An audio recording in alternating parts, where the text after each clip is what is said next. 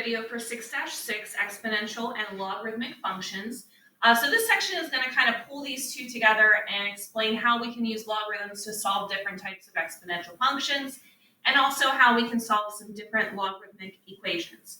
So in your textbook on page 333, there is a model and discuss. That's page 161 in your student companion. You may or may not be completing that based on other instructions from class.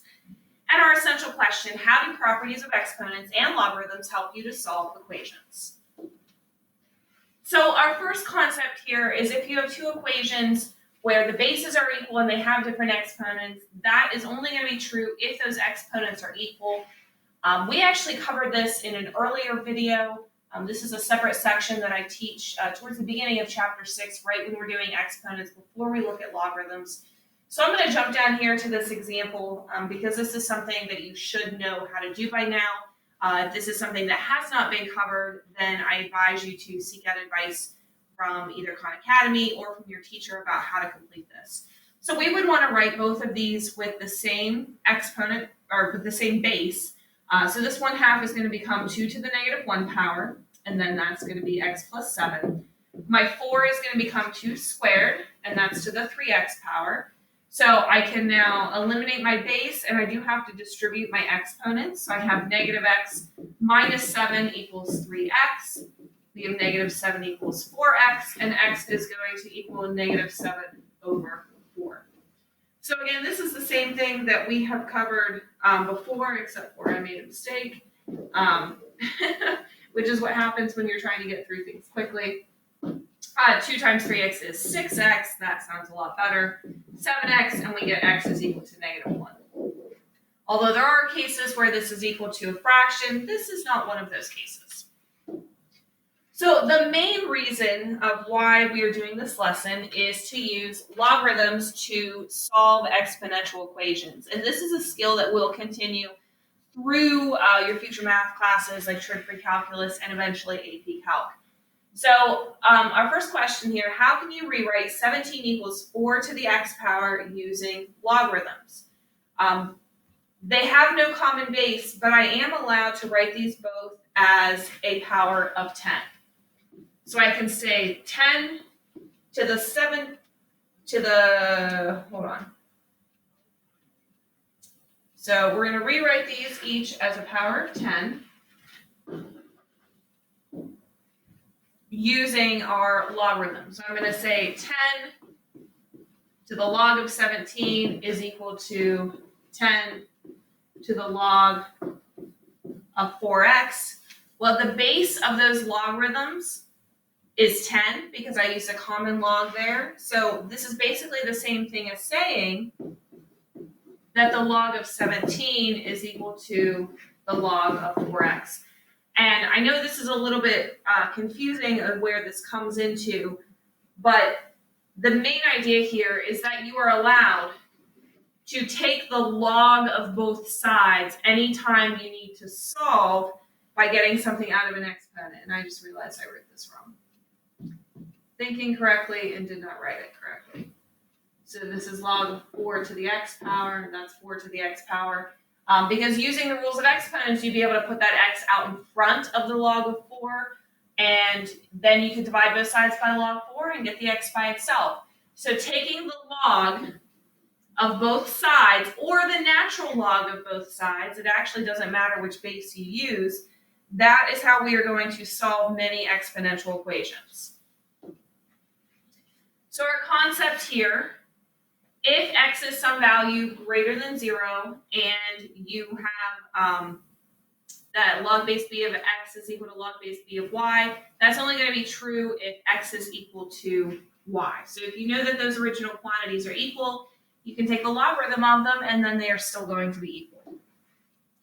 So let's use this to solve a problem. I know this looks a little confusing. This 5 here is a little weird. That is 5 to the x power. So if we solve this, I can take the log of both sides. Again, I'm using a common log here. So I can take the logarithm. It's just like you could take the square root of both sides, or you could square both sides. It's the same idea here, but I'm going to take the logarithm of both sides. Using my exponent rules then, I can bring this exponent out in front, and this exponent of x I can bring out in front. We now have to group all the terms that have an x together, but I do have to distribute this log of 3 to the x and to the 1. So this is going to be x log 3 plus 1 log 3 is equal to x log 5. So to get my logarithms on the same side, you can move your x's to the right and the log of 3 to the left, or I can keep my log of 3 there, and I can subtract the x log 3 over here.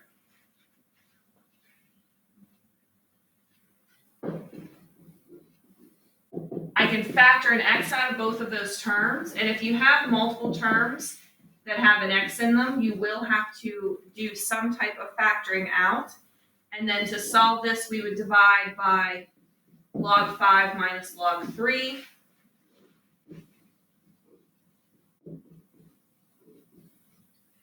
So x is equal to, in exact terms, log of 3 divided by log 5 minus log 3. In estimation of this is going to be about 2.15. If we wanted to, we could check this on a graphing calculator. We could go back to the original equation and graph 3 to the x plus 1 power and 5 to the x power, and they should cross at some point with an x value of 2.15. So this one is a little bit different because we've already taken the logarithm of both sides. And in this case, well, actually, if you had been given this problem to begin with, you wouldn't take the logarithm of both sides because you don't have an exponent you need to get down on the regular level. But because these are both natural log, their insides have to be equal to each other.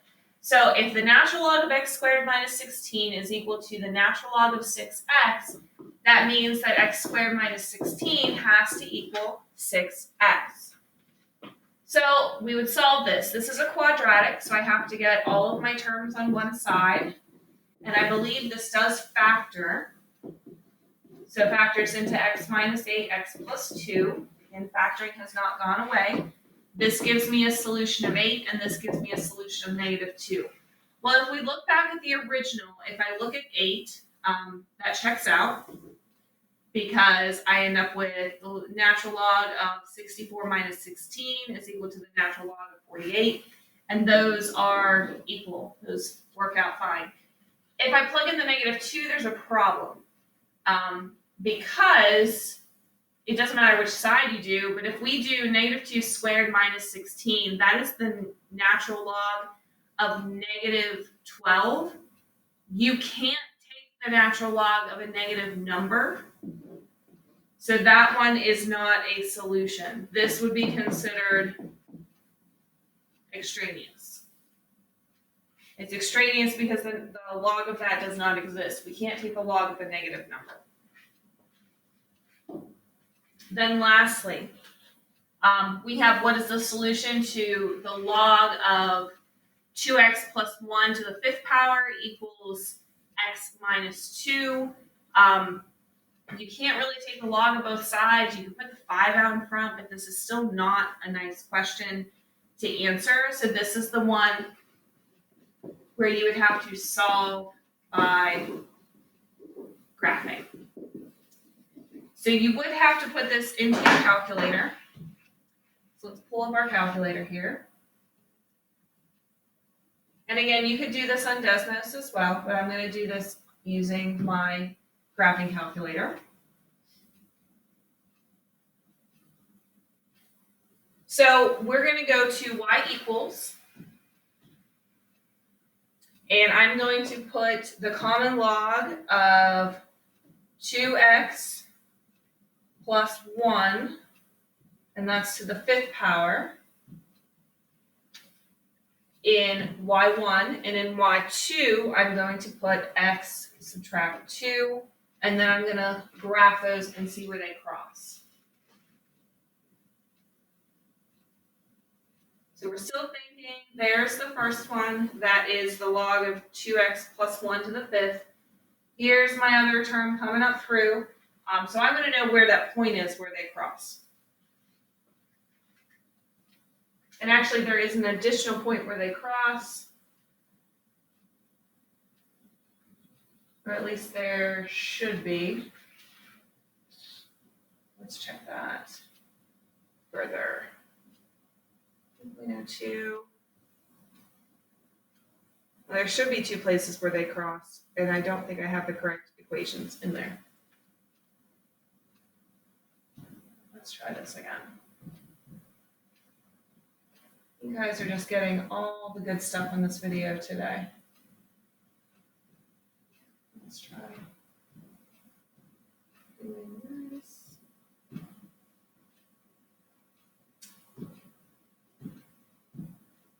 I think you need to put that inside, but not like that. Like this. Let's try that again.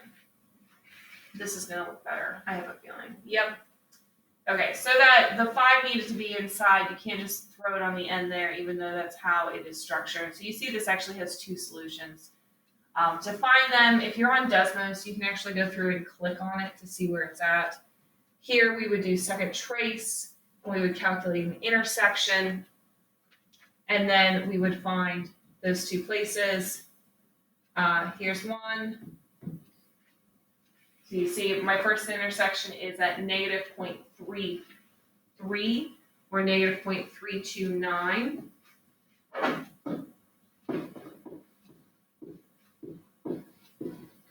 And if we do that process for the second one, you're going to get 8.204. And again, if you were graphing this on Desmos, you would be able to go through and see these both right away.